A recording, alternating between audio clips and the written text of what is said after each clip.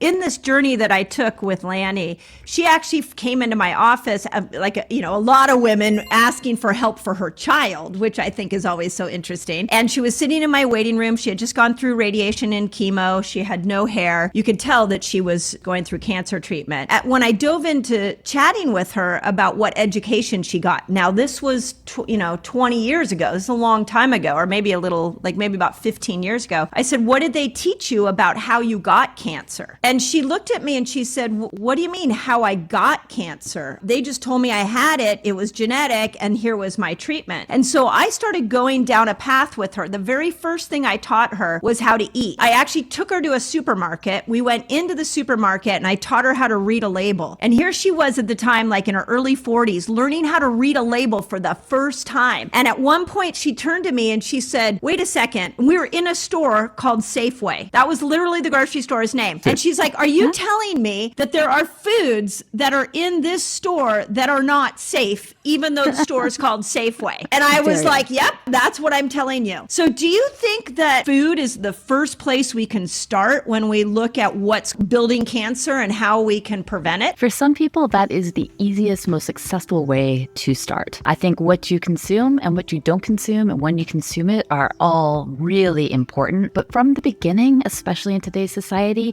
just having a little more control and mindfulness about what's going into your body and making sure that it's something that's going to be healing to you and not detrimental.